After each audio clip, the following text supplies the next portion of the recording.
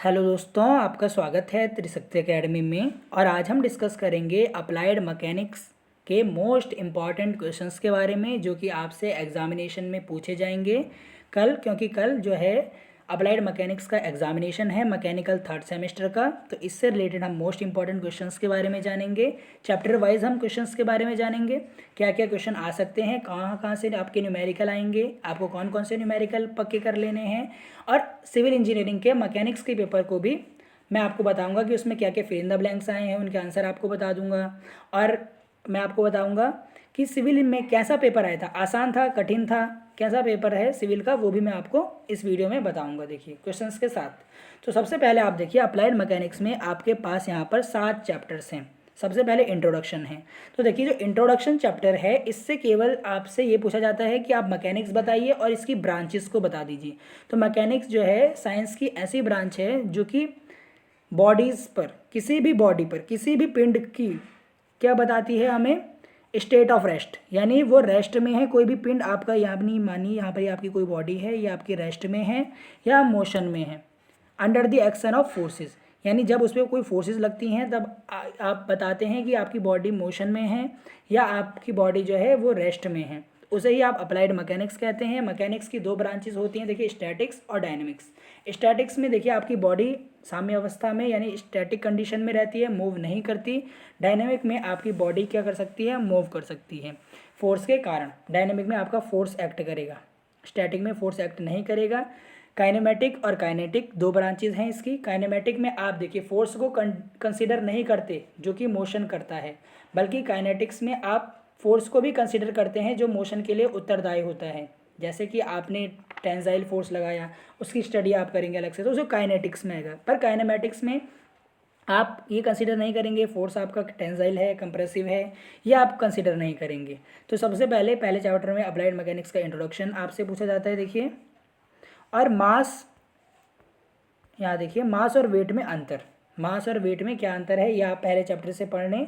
देखिए तो मास, देखिए किसी भी बॉडी के अंदर, देखिए किसी भी बॉडी के अंदर जो क्वांटिटी फिल होती है मैटर की, उसे आप मास कहते हैं। वेट, देखिए वेट एक फोर्स है जो क्या होता है, वेट एक इस प्रकार का फोर्स है जो कि सेंटर ऑफ अर्थ की तरफ हमेशा लगता है। डब्लू जो आपका वेट है वो हमेशा सेंटर ऑफ अर्थ की तरफ लगता है। और जो आपका मास है वो किसी भी बॉडी के अंदर जितना भी क्वांटिटी भरी हुई है मैटर की, उसे आप मास कहते हैं। फिर आता है कि मास हमेशा जो है कांस्टेंट रहता है हर जगह पर, वेट आपका कांस्टेंट नहीं रहता है। मास आपका स्केलर है और वेट आपकी क्या है, वेक्टर क्वांटिटी है, क्योंकि वेट एक फोर्स है और फोर्स क्या होती है, वेक्टर क्वांटिटी होती है। सेंटर ऑफ अर्थ पर आपका वेट जो होता है 0 हो जाता है सेंटर ऑफ अर्थ पर, परंतु जो मास है वो कभी 0 नहीं होगा। मास की यूनिट आपकी किलोग्राम है, इसकी यूनिट आपकी न्यूटन है। इस तरीके से आप बहुत सारे इसके बीच में डिफरेंस लिख सकते हैं, ये आपका 6 मार्क्स में आ सकता है। अब दूसरे चैप्टर में देखिए कैरेक्टरिस्टिक ऑफ फोर्स, यानी फोर्स की क्या क्या कैरेक्टरिस्टिक है, ये आपके सेकंड चैप्टर में से आपसे पूछा जाता है। देखिए मेनली सबसे पहले फोर्स क्या है, फोर्स की यूनिट आपसे आगे फिल इन द ब्लैंक्स में तो न्यूटन है, आपको पता है। और यहाँ पर ये कोई आपकी वस्तु है, यहाँ देखिए इस पर यदि आप देखिए इस पॉइंट पर फोर्स लगाते हैं तो यहाँ पर आपके देखिए 4 कैरेक्टरिस्टिक होती हैं फोर्स की। पहला मैग्नीट्यूड, दूसरी डायरेक्शन। देखिए आप किसी भी वस्तु पर यदि बल लगाएंगे तो आप कहेंगे 5 न्यूटन का आपने बल लगाया, यहाँ पर क्या लगाया, 5 न्यूटन का बल लगाया। इस तरीके से आप, पहला हो गया मैग्नीट्यूड, दूसरा हो गया डायरेक्शन। देखिए डायरेक्शन क्या है इसकी, ये इसकी डायरेक्शन है, जिस तरफ ये एरो है इस तरफ इसकी डायरेक्शन है, टुवार्ड्स ईस्ट आप कहेंगे, ईस्ट की तरफ इसकी डायरेक्शन है। दूसरा हो गया डायरेक्शन। तीसरा हो गया सेंस। सेंस का अर्थ है आपने फोर्स लगाया वो पुश हुआ या पुल, पुल यानी खींचना, पुश यानी धकेलना, यहाँ पर आप पुश फोर्स लग रही है आप देख रहे हैं। दूसरा होता है लाइन ऑफ एक्शन, देखिए किस लाइन के अलॉन्ग ये लग रहा है, हॉरिजॉन्टल लाइन के अलॉन्ग लग रहे हैं तो इसे आप लाइन ऑफ एक्शन कहेंगे। ये भी आपका 6 मार्क्स में फोर्स से आ सकता है। फोर्स की यूनिट, फोर्स क्या है, फोर्स के टाइप भी आ सकते हैं, टेंसाइल, कंप्रेसिव, आप बता सकते हैं अपने बुक में देखकर, उसको पढ़ें। अब देखिए फिल इन द ब्लैंक्स में एक सवाल आ सकता है, देखिए कि 1 किलोग्राम में कितने न्यूटन होते हैं। तो 1 किलोग्राम में अप्रॉक्स, वैसे 9.81 न्यूटन होंगे, पर अप्रॉक्स आप उसे 10 न्यूटन के बराबर रखते हैं। कितना, 1 किलोग्राम में 10 न्यूटन होते हैं। 1 kg is equal to 10 newton, ये आपको ध्यान रखना है। फिर इसमें आता है आपका 3 लॉ आते हैं। देखिए सिविल के एग्जामिनेशन में पॉलीगन लॉ ऑफ फोर्सेस आया है, यानी देखिए जब पॉलीगन लॉ ऑफ फोर्सेस क्या है, सबसे मैंने आपको ट्राइंगल लॉ ऑफ फोर्सेस बता दूँ। ट्राइंगल लॉ ऑफ फोर्सेस ये है कि जब आपकी कोई दो फोर्सेस अपने मैग्नीट्यूड और डायरेक्शन के साथ जो है दो साइड ऑफ ट्राइंगल से रिप्रेजेंट की जाती हैं, ये मान लीजिए फोर्स F1 है, ये फोर्स F2 है, तो जो इनका रिजल्टेंट होगा वो ट्राइंगल की तीसरी साइड होगी पर अपोजिट ऑर्डर में, ये आपका ट्राइंगल लॉ हो गया। फिर आता है पैरेललोग्राम लॉ ऑफ फोर्सेस। देखिए इसको इरेज कर रहा हूँ, यहाँ देखिए इसमें मैंने आपको पैरेललोग्राम लॉ का अलग ही समझाया है, क्योंकि पैरेललोग्राम लॉ ऑफ फोर्सेस पर आपका न्यूमेरिकल भी आ सकता है, मोस्टली इससे न्यूमेरिकल पूछा जाता है आपका। तो आप यहाँ पर देखिए सबसे पहले आपके यहाँ पर क्या होता है कि यदि एक बिंदु पर दो कोई फोर्स लग रहे हैं, P1 माना और एक P2, दो फोर्स आपने यहाँ पे मैंने P2, आपने यहाँ पर कोई दो फोर्स एक बिंदु पर लग रहा है और दोनों जो फोर्सेस हैं वो पैरेललोग्राम की साइड से रिप्रेजेंट करते हैं, तो जो इनका रिजल्टेंट होगा वो इनका डायगोनल होगा। ये देखिए वो भी पैरेललोग्राम, इन दोनों जो हमारी फोर्सेस हैं इनका रिजल्टेंट क्या होगा आपका, ये देखिए आर होगा जो डायगोनल होगा, जैसे आप इस फिगर में देख सकते हैं। इस तरीके से आप डायग्राम बनाएंगे ये वाला, और फिर यहाँ पर इसका मैग्नीट्यूड आपसे पूछा जा सकता है फिर इन द ब्लैंक्स में, जो इसका परिमाण होता है आर का, मैग्नीट्यूड ऑफ रिजल्टेंट, वो आपका फॉर्मूला होगा। देखिए आर P1 का स्क्वायर प्लस P2 का square plus 2P1 into P2 cos theta, ये क्या होगा आपका, ये आपका होगा यहाँ पर देखिए रिजल्टेंट का फॉर्मूला। फिर आप यहाँ पर देखिए दूसरा है यहाँ पर इसकी डायरेक्शन, तो डायरेक्शन के लिए देखिए डायरेक्शन यानी इसकी डायरेक्शन क्या है, यहाँ पर देखिए डायरेक्शन है अल्फ़ा, यानी रिजल्टेंट जो है बेस के साथ क्या एंगल बना रहा है, अल्फ़ा इसके रिजल्टेंट है। तो tan अल्फ़ा जो होगा आपका बराबर होगा देखिए P2 साइन थीटा अपॉन में P1 plus P2 cos theta, ये बराबर होगा। ये वीडियो आप हमारे चैनल पर देख सकते हैं पैरेललोग्राम लॉ ऑफ फोर्सेस की, इसके न्यूमेरिकल भी मैंने आपको वहाँ पर कराए हैं, तो ये वीडियो बहुत इंपॉर्टेंट है, ये भी आप देख सकते हैं, ये बहुत ही इंपॉर्टेंट वीडियो है, इसलिए आप इस वीडियो को भी ज़रूर देखिए। दूसरा यहाँ पर होगा देखिए, फिर मैं आपको बता दूँ polygon law of forces, civil engineering के आपके पेपर में है। पॉलीगन लॉ ऑफ फोर्सेज ये कहता है जब नंबर ऑफ फोर्सेज किसी एक पॉइंट पर एक्ट करते हैं, देखिए जब नंबर ऑफ फोर्सेज किसी एक पॉइंट पर एक्ट कर रहे हैं, ऐसे मानिए ये देखिए F1 F2 F3 F4 बहुत सारे देखिए इस प्रकार आपके फोर्सेस लग रहे हैं किसी एक बिंदु पर, तो देखिए जो इनका रिजल्टेंट होगा वो क्या होगा। देखिए सबसे पहले हम इसका वेक्टर डायग्राम हमने बना दिया, ये हमने इसका स्पेस डायग्राम बनाया। अब आप इसका जब वेक्टर डायग्राम बनाएंगे, क्या बनाएंगे आप, वेक्टर डायग्राम बनाएंगे, तो आप देखिए वेक्टर डायग्राम बनाने के लिए आप क्या करेंगे, देखिए F1 यहाँ से F2, ये F3 हो गया, ये आपका F4 हो गया, तो जो इनका रिजल्टेंट होगा ये होगा आपका, ये F1 है, ये आपका F2, ये F3 फोर्स, ये F4 फोर्स, और ये आपका रिजल्टेंट फोर्स होगी वो अपोजिट डायरेक्शन में होगी, वो क्या होगी आपके अपोजिट डायरेक्शन में होगी, ये आपको ध्यान रखना है, ये आपको क्या करेंगे, इसको आप ध्यान रखेंगे। देखिए ये हो गया मोस्ट इम्पॉर्टेंट है आपका। फिर आपका यहाँ पर देखिए लामीज थ्योरम, मोस्ट इम्पॉर्टेंट, देखिए लामीज थ्योरम सिविल इंजीनियरिंग के पेपर में इसका न्यूमेरिकल आया है डायरेक्ट 2 मार्क्स में, 2 मार्क्स में या 6 मार्क्स में इसका न्यूमेरिकल है, अभी हम देखेंगे आगे। तो आपकी लामीज थ्योरम क्या कहती है, देखिए लामीज थ्योरम कहती है अगर 3 कोप्लेनर कॉनकरेंट फोर्सेज, यानी एक ही प्लेन में 3 फोर्सेज लगती हैं, देखिए F1 F2 और F3, जैसा आप यहाँ डायग्राम में भी देख सकते हैं F3 3 फोर्सेज लग रही हैं, तो देखिए F1 और F2 के बीच में एंगल अल्फ़ा है, F2 और F3 के बीच में बीटा है, और यहाँ ये गामा है। तो देखिए जो F1 है इसको यहाँ पर आप समझिए, ये देखिए इसको मैंने बड़ा कर दिया। अब आप यहाँ पर देखिए कि जो F1 है, जो F1 फोर्स है वो जो बाकी दो फोर्सेस के जो बीच में जो एंगल है वो क्या है, बीटा, उसके अपॉन में देखिए F1 upon sine beta, F2 upon sine gamma, F3 upon sine alpha के बराबर है। यही आपका है कि जो आपकी एक फोर्स है वो जो बाकी दो के बीच के जो एंगल है उसके आप उसको अपॉन में रख देंगे, तो इससे आपकी क्या आ जाएगी, लामीज थ्योरम से आप न्यूमेरिकल आसानी से कर पाएंगे। देखिए इसमें आपको क्या हो सकता है, एंगल दिए होंगे, आपको कोई फोर्स फाइंड आउट करनी होगी, इस तरीके से आप इसको सॉल्व करेंगे, इस तरीके से आप इसको क्या करेंगे, सॉल्व करेंगे। देखिए फिर आपका यहाँ पर आता है, देखिए थर्ड चैप्टर से, मोमेंट चैप्टर से, लीवर क्या है। तो देखिए लीवर भी मैंने यहाँ पर आपको वीडियोस में समझाया है, अप्लाइड मैकेनिक्स की आप प्लेलिस्ट में जाकर देख सकते हैं कि लीवर क्या है। तो देखिए लीवर एक ऐसा स्ट्रेट बार है जिसके एक एंड पर आपका लोड लगा होता है, दूसरे एंड पर एफर्ट आप अप्लाई करते हैं लोड को लिफ्ट करने के लिए।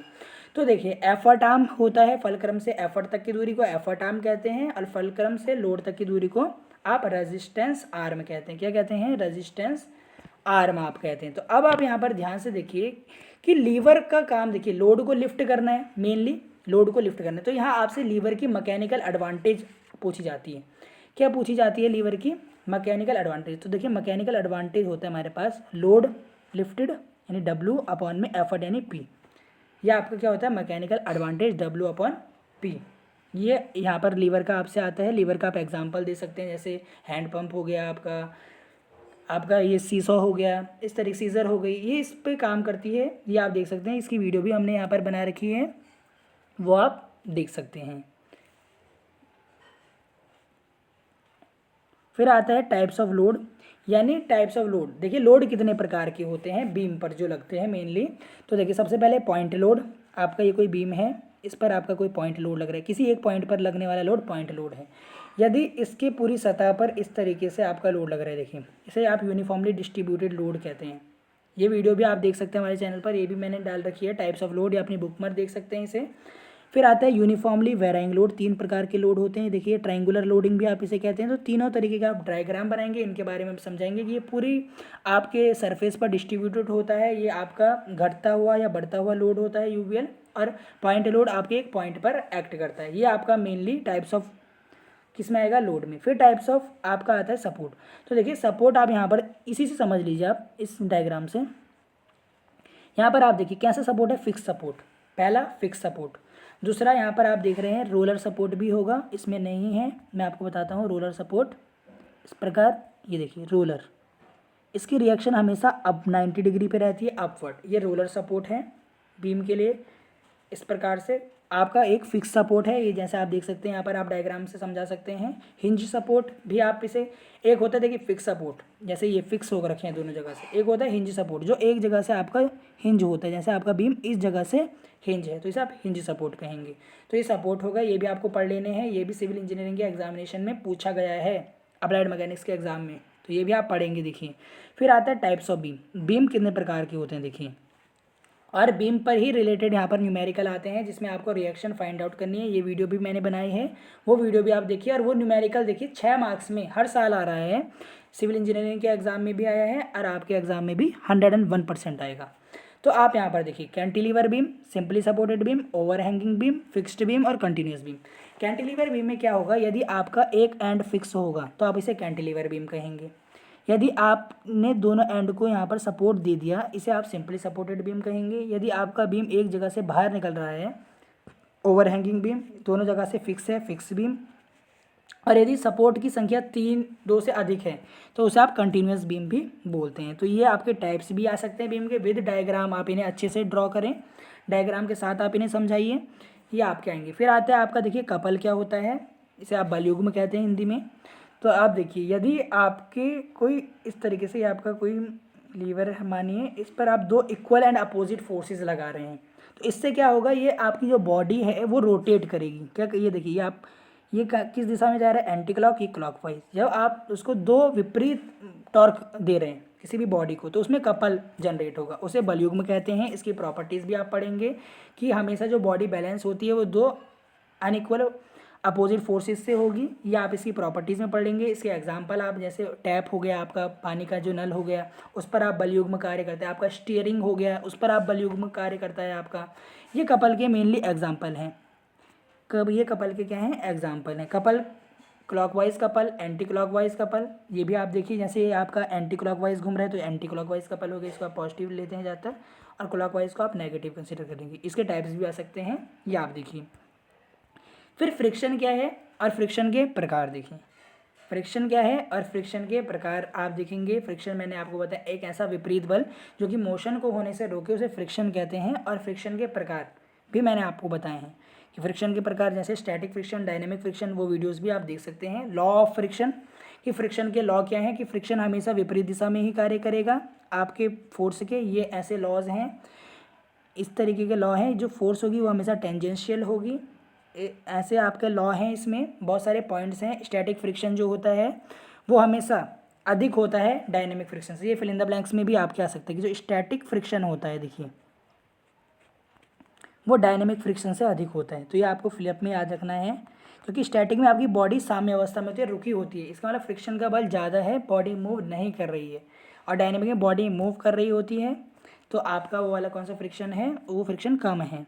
फिर angle of friction, angle of repose, ये भी आप देख सकते हैं। एंगल ऑफ रिपोज जो होता है इंक्लाइंड प्लेन के लिए होता है, इसे अल्फा कहते हैं। ये जो होता है आपका एंगल ऑफ फ्रिक्शन के बराबर होते हैं वैसे देखा जाए तो। इसको आप वीडियोस में देखिए, फ्रिक्शन की हमने सभी वीडियोस बना रखी हैं। कोन ऑफ फ्रिक्शन क्या है, इस तरीके से कोन ऑफ फ्रिक्शन, इस ये एंगल किस किस के बीच में आपका बनता है, ये भी आपको यहाँ पर लिखना होगा। इसको भी आप अपने बुक से पढ़ लें कोन ऑफ फ्रिक्शन को।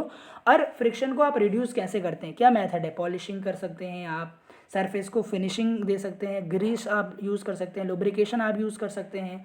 तो ये मेथड हो गए फ्रिक्शन को रिड्यूस करने के लिए। ये भी आप देखिए, लीवर मैंने आपको बता दिया। फिर देखिए मोस्ट इंपॉर्टेंट 8 मार्क्स का यहाँ से 2 सवाल आएंगे। देखिए या सेंटर ऑफ ग्रेविटी 6 मार्क्स में, देखिए सिविल इंजीनियरिंग में 6 नंबर में आपके सेंटर ऑफ ग्रेविटी निकालने के लिए आ गया, 8 नंबर में आपका मोमेंट ऑफ इनर्शिया निकालने के लिए आया हुआ है। तो आपको सेंटर ऑफ ग्रेविटी की देखिए हमने आई सेक्शन के लिए भी, टी सेक्शन के लिए भी और एल सेक्शन के लिए भी आपके लिए वीडियो बना रखी है सेंटर ऑफ ग्रेविटी के लिए, वो आप देखिए। 101% आपके एग्जाम में आपको कल देखने के लिए मिलेगी। सिविल में आई सेक्शन के लिए आई है, आपका सिविल में आई सेक्शन के लिए सेंटर ऑफ ग्रेविटी निकालने के लिए आई है। तो वो आप ज़रूर देखिए, हमारे चैनल पर विजिट करें और ये वीडियोस देखें। ऐसे ही मोमेंट ऑफ इनर्शिया भी देखिए फाइंड आउट करने के लिए आता है। मोमेंट ऑफ इनर्शिया के फॉर्मूले अलग होते हैं देखिए। उसके लिए जैसे रेक्टेंगुलर सेक्शन है तो इसके लिए आपके आई एक्स एक्स पर जो होगा वो बी डी क्यूब, अब जो मोमेंट ऑफ इनर्शिया होगा एक्स एक्स पर वो बी डी क्यूब अपॉन 12 होगा।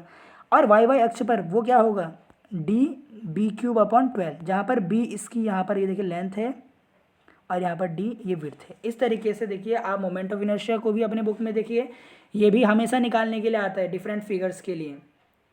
क्योंकि देखिए अप्लाइड मैकेनिक्स ही एक ऐसा सब्जेक्ट है जिसमें आपका सिलेबस रिड्यूस नहीं हुआ है मैकेनिकल इंजीनियरिंग का।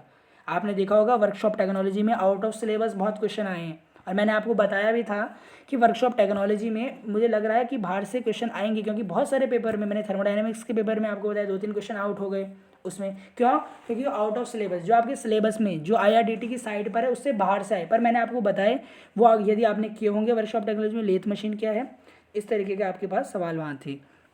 तो यहाँ पर आप देखेंगे सेंटर ऑफ ग्रेविटी, हमारे चैनल पर विजिट करें आप, अप्लाइड मैकेनिक्स इंजीनियरिंग मैकेनिक्स के नाम से प्लेलिस्ट है, वहाँ पर आप जाकर देख सकते हैं। Theorem of parallel axis, theorem of perpendicular axis, या आपने फिजिक्स में भी पढ़ा है और यहाँ पर भी आप पढ़ेंगे मोमेंट ऑफ इनर्शिया चैप्टर में। ये 2 टॉपिक देखिए सिविल में भी आए हैं आपके। मैकेनिकल एडवांटेज क्या देखिए, मेन देखिए मैकेनिकल एडवांटेज क्या होता है, लोड लिफ्टेड अपॉन में effort applied, W upon P, ये आप अपने बुक में देखिए। Velocity ratio W upon P, ये आपका क्या हो गया, W अपॉन P। अब यहाँ पर आता है एफर्ट द्वारा चली गई दूरी बट्टे लोड द्वारा चली गई दूरी, ये आपका वेलोसिटी रेशो होता है। ये वीडियो भी हमने अपने चैनल पर डाल रखी है। एफिशिएंसी देखिए, एफिशिएंसी आपकी होती है मैकेनिकल एडवांटेज अपॉन में वेलोसिटी रेशो गुणा 100।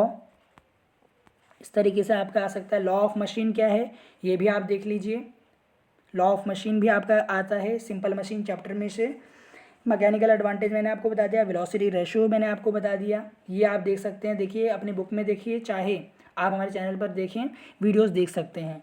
सिंपल मशीन जैसे स्क्रू जैक हो गया, पुली हो गई, सिंपल व्हील एंड एक्सेल, इनके लिए मैकेनिकल एडवांटेज और वेलोसिटी रेशो निकालने के लिए आता है। देखिए सबके लिए मैकेनिकल एडवांटेज और वेलोसिटी रेशो निकालने के लिए आता है। तो ये वीडियो आप हमारे चैनल पर जाकर देख सकते हैं। स्क्रू जैक के लिए भी हमने बनाई है, सिंपल व्हील एंड एक्सेल के लिए भी, वॉर्म एंड वॉर्म व्हील के लिए भी, कि इसमें हम अलग अलग फिगर के लिए कैसे हम निकालेंगे। देखिए मैकेनिकल एडवांटेज और वेलोसिटी रेशो ये एग्ज़ाम में आता ही आता। सिविल के एग्ज़ाम में जो परसों यहाँ पर एग्ज़ाम हुआ है सिविल का 3rd सेमेस्टर में अप्लाइड मैकेनिक्स का, उसमें आया भी ये सवाल। देखिए भी मैं आपको यहाँ पर पेपर दिखाऊंगा, ये देखिए ये है सिविल इंजीनियरिंग का पेपर।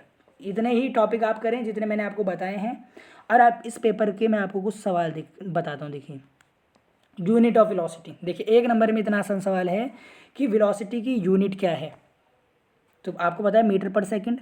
1 किलो जूल में कितने जूल होते हैं, 1000 जूल। ये देखिए सेक्शन मॉडुलस क्या है, देखिए जेड क्या है ये मैं आपको बता देता हूँ। जेड आपका क्या होता है, I by Y.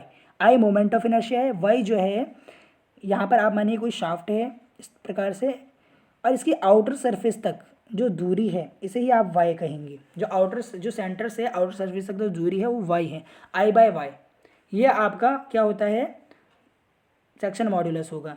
Radius of gyration क्या होता है, इसकी यूनिट क्या होती है, देखिए रेडियस ऑफ गायरेशन की यूनिट मीटर होगी या एमएम होगी इस तरीके से। Turning tendency of a force, यानी जो किसी ऐसी फोर्स जो टर्निंग इफेक्ट प्रोड्यूस कर दे बॉडी में, उसे मोमेंट कहते हैं या टॉर्क कहेंगे। लीवर किस प्रिंसिपल पर कार्य करता है, मोमेंट के प्रिंसिपल पर कार्य करता है lever. Resultant of two force maximum होगा जब उनके बीच में कोण क्या होगा, देखिए जीरो, या पैरेललोग्राम लॉ ऑफ फोर्सेस से देखिए कि जब आपका कॉस थीटा जीरो होता है तो कॉस थीटा का मान क्या होता है 1, कॉस जीरो का मान क्या होगा आपका 1, यहाँ पर जीरो है, ये कॉस जीरो का मान 1 होता है। तो उस कंडीशन में आपकी जो फोर्सेस होंगी उनका रिजल्टेंट मैक्सिमम होगा, यानी आर जो होगा आपके पी प्लस क्यू के बराबर होगा। यानी एंगल आप लिख सकते हैं, जब एंगल इनके बीच में जीरो होगा दो फोर्सेस के बीच में, तब आपकी जो रिजल्टेंट है वो मैक्सिमम होगा। मैकेनिकल एडवांटेज देखिए किसका अनुपात होता है, अभी मैंने आपको बताया लोड जो आपने उठाया अपॉन में जो एफर्ट अप्लाई किया, इसका अनुपात होता है क्या, मैकेनिकल एडवांटेज। देखिए फिल इन द ब्लैंक्स इतने ईजी हैं जो मैंने आपको बताया वही हैं। फिर देखिए दूसरी स्लाइड पर चलते हैं। ये देखिए इसमें देखिए क्या सवाल आया आपसे, sliding friction is a type of, sliding friction किसका टाइप है, देखिए डायनेमिक फ्रिक्शन का। यदि कोई बॉडी स्लाइड हो रही है इसका मतलब वो मोशन में है तो डायनेमिक फ्रिक्शन आपका आएगा। मोमेंटम की आपको यूनिट बतानी, देखिए मोमेंटम का फॉर्मूला होता है mass into velocity, momentum P is equal to M V, ये होगा P इज इक्वल टू आपका क्या होता है M V, P is equal to M V होता है आपका। M की यूनिट होती है किलोग्राम और इसकी मीटर पर सेकंड। ये देखिए इतना आसान है, ये आपके पास आ रहे हैं देखिए सवाल इतने आसान, सिविल में ऐसे आए हैं। देखिए क्या पता है मैकेनिकल का एग्जाम थोड़ा कठिन हो, परंतु देखिए अगर ऐसा ही हुआ सेम टू सेम हुआ उसमें थोड़े ही सवाल चेंज हुए तो देखिए 100% ऐसा ही पेपर आएगा। इनका पेपर थोड़ा आसान लगा है यहाँ पर मुझे। देखिए कपल क्या है और प्रॉपर्टीज़ क्या है कपल की। अभी मैंने आपको बल युग्म के बारे में बताया कि बल युग्म देखिए पूछा गया है, इस तरीके से आप यहाँ पर डायग्राम बनाएंगे, F1 आप फोर्स देंगे, F2 फोर्स देंगे, और आप कहेंगे कि दो विपरीत बल अलग डिफरेंट डायरेक्शन, दो सेम बल विपरीत दिशा में यदि कार्य करेंगे तो उसे बलयुग्म कहते हैं आप। इसकी प्रॉपर्टीज़ आप लिखेंगे, ये 6 मार्क्स में आया। आप देखिए लामीज थ्योरम अभी मैंने आपको बताई, लिखने के लिए भी आई है और इसका एक सवाल भी आया, आप यहाँ पर देख सकते हैं, लिखने के लिए भी आई है और सवाल भी आया। लामीज थ्योरम आप लिखेंगे, डायग्राम बनाएंगे इस तरीके से जैसे भी मैंने आपको बताया, और यहाँ पर सवाल भी आया। देखिए ये देखिए सवाल आया, देखिए 3 फोर्सेस हैं इस तरीके से, 3 फोर्स हैं F1 F2 F3, तीनों के बीच में एंगल आपको दे दिया, एक फोर्स आपको दे दी। अब आपको कुछ नहीं करना इसमें, देखिए F1 अपॉन में साइन 120, F2 अपॉन में साइन 120, एंगल सबके बीच में 120 ही है, F3 अपॉन में साइन 120। इस तरीके से आप करेंगे। एक फोर्स आपको दे रखी है देखिए 200 न्यूटन, यदि यहाँ पर आप 200 न्यूटन रख देंगे एक में, यदि आपको F1 दिया है, आपको F2 और F3 निकालना है। यहाँ पर यदि आपको 200 दिया है, F2 भी दिया होगा तो भी आपको कोई प्रॉब्लम नहीं होनी चाहिए। 200 दिया है, साइन 120 का मान आपको पता होता है, sine 90 plus 30, sine 90 plus theta आपका क्या होगा, देखिए कॉस 30, कॉस 30 √3/2 आप यहाँ पर वैल्यू रखेंगे और यहाँ से आपका F2 फोर्स आ जाएगा। इसी प्रकार F3 भी आप आसानी से निकाल सकते हैं। देखिए 6 मार्क्स में इससे आसान मैंने पिछले बार का पेपर नहीं था, इस सिविल का ये पेपर बहुत आसान आया है। देखिए इसका एडवांटेज और डिसएडवांटेज ऑफ फ्रिक्शन आया है, ये भी आप आसानी से कर सकेंगे। फिर आपका देखिए यहाँ पर क्या आया है, सेंट्रॉइड निकालने के लिए आया आई सेक्शन के लिए। जैसे सेंट्रॉइड या सेंटर ऑफ ग्रेविटी दोनों एक है, सेंट्रॉइड एक आपका प्लेन सरफेस के लिए होता है और आपका सेंटर ऑफ ग्रेविटी किसी ठोस वस्तु के लिए होगा, ठोस बॉडी के लिए। इसके लिए आई सेक्शन आप निकाल सकते हैं आसानी से, वीडियो देखिए हमारे चैनल पर। थ्योरम ऑफ परपेंडिकुलर और पैरेलल एक्सिस ये दोनों भी आए हैं, ये भी आप आसानी से कर सकते हैं। और देखिए बीम का एक सवाल रिएक्शन निकालने के लिए आइए RA और RB, एक बार मैं आपको इसे बता देता हूँ, ये सवाल बहुत बच्चे इसमें फंसते हैं। तो देखिए सबसे पहले जो आपकी फोर्स नीचे से लग रही हैं और जो फोर्सेस ऊपर से लग रही हैं इनको आप बराबर रख देंगे, तो RA प्लस RB आपके बराबर होगा, देखिए 5 न्यूटन प्लस 6 न्यूटन, और ये 3 न्यूटन का फोर्स लग रहा है 4 मीटर पे, तो 3 × 4 यह आपका हो गया 30 प्लस 12 42, यानी इन दोनों का जो योग है वो 42 है। पहले इक्वेशन आप यहाँ से प्राप्त कर लेंगे। दूसरी यूनिट आप मोमेंट से निकालेंगे। मोमेंट से क्या मानेंगे आप, ए के अबाउट मोमेंट मान लें, मोमेंट अबाउट ए। आपको पता है मोमेंट क्या होगा, ए के अबाउट जीरो, क्योंकि यहाँ से आर ए जो फोर्स लग रही है इससे इसकी कोई दूरी नहीं है, तो आपका जीरो हो गया। इसको मैं मिटा देता हूँ। अब देखिए आप आर बी से कितना दूर है, 4 और 3 10, 4 और 3 7 और 3 10, सॉरी। देखिए तो ये आप देखिए, इस वीडियो को आप अच्छे से देख सकते हैं, हमारे चैनल पर मैंने वीडियो बना रखी है, पर यहाँ पर सवाल आए तो आपको बता रहा हूँ। आर बी इंटू 10 ये आपकी कैसी फोर्स है, एंटी क्लॉकवाइज, बाकी क्लॉकवाइज हैं तो ये क्लॉकवाइज इसके बराबर में आएंगी इस प्रकार। ये देखिए फिर आगे 6 न्यूटन का कितने दूर है इससे, 4 और 3 7 दूर है, प्लस ये 5 का 3 दूर है। अब आप देखिए जो यूडीएल है ये इसके बीच में एक्ट करेगा, तो यूडीएल आपका कितना है, 3 चौक 12 इंटू 3 और 2 5, इस तरीके से आप इसे हल करेंगे। अब यहाँ आप इसको सॉल्व करेंगे, 10 को नीचे डिवाइड कर देंगे, आपकी आर बी की वैल्यू आएगी, आर बी को आप पहले इक्वेशन में पुट कर देंगे, आर ए की वैल्यू आ जाएगी। इतना ईजी सवाल है, इसको आप हमारे चैनल पर जाइए, 100% 6 मार्क्स में 3-4 साल से आ रहा है, मैकेनिकल में भी आ सकता है। ये देखिए फिर आपका यहाँ पर देखिए जो मैं आपको कह रहा था सिंपल, ये देखिए मोमेंट ऑफ इनर्शिया निकालना है टी सेक्शन के लिए, ये आप देखेंगे, इसको अपने बुक में देखें, टी सेक्शन के लिए हमेशा निकालने के लिए आया है। और यहाँ पर देखिए explain type of support of beam, यानी इसमें आपको fix support, hinge support, roller support ये समझाने हैं 8 मार्क्स में विद डायग्राम, अच्छे से आप इन्हें समझाएंगे, विद बीम के साथ आप इन्हें बनाएंगे। फिर देखिए लीवर क्या है और लीवर के टाइप आपको बताने हैं, सिंपल लीवर, कंपाउंड लीवर, इस तरीके से लीवर क्या है उसका डायग्राम आप बनाएंगे। देखिए सिंपल व्हील और एक्सल से यहाँ पर सवाल आया है, आप देखिए सिंपल व्हील और एक्सल से सवाल आया है यहाँ पर। पहले आपको एफिशिएंसी निकालनी है, तो ये देखिए ये वीडियो आप देखिए ज़रूर, क्योंकि इस सवाल में देखिए 8 नंबर में आपके पास सवाल हैं। केवल आपको ये पता होना चाहिए कि मैकेनिकल एडवांटेज क्या है और वेलोसिटी रेशो क्या है। तो देखिए मैकेनिकल एडवांटेज जो है यहाँ पर क्या होगा, ये वीडियो आप देखिए, इसको यहाँ पर ये क्वेश्चन ढंग से नहीं आ रहा है, तो आप इस वीडियो को जिसमें मैंने आपको mechanical advantage simple wheel and axle के लिए निकालना सिखाया है और वेलोसिटी रेशो, इसी फॉर्मूले से आपकी सबसे पहले एफिशिएंसी निकलेगी, क्योंकि मैकेनिकल एडवांटेज बट्टे वेलोसिटी रेशो आपका क्या होता है, एफिशिएंसी होती है। यहाँ से आप एफिशिएंसी निकालेंगे, फिर आप लोड निकालेंगे, क्योंकि आपको यहाँ पर लोड निकालना है बाद में, एफिशिएंसी निकालने के बाद वो भी आप आसानी से निकाल सकेंगे। तो ये वीडियोस आप देखें, मैंने आपको यहाँ पर पेपर भी बता दिया सिविल का कैसा है, इजी पेपर है, कोई दिक्कत नहीं है। मैं चाहता हूँ मैकेनिकल का भी ऐसा ही पेपर है। यदि आप सभी सवाल जो मैंने बताए वो प्रैक्टिस करेंगे, 80 मार्क्स में से 70 तो आराम से लेकर आएंगे। मेन है इसमें न्यूमेरिकल, अपनी कैलकुलेशन आप ठीक रखें, आसानी से आप पेपर कर सकते हैं। 1 नंबर से आप शुरू करें, आसान से कठिन की ओर जाएं, टाइम मैनेजमेंट से आप पेपर करेंगे। यदि कोई सवाल आपको कठिन लगता है तो चॉइस भी हैं, उनको आप छोड़ दीजिए। इसी के साथ ये वीडियो यहीं पर एंड होता है। Thank you very much.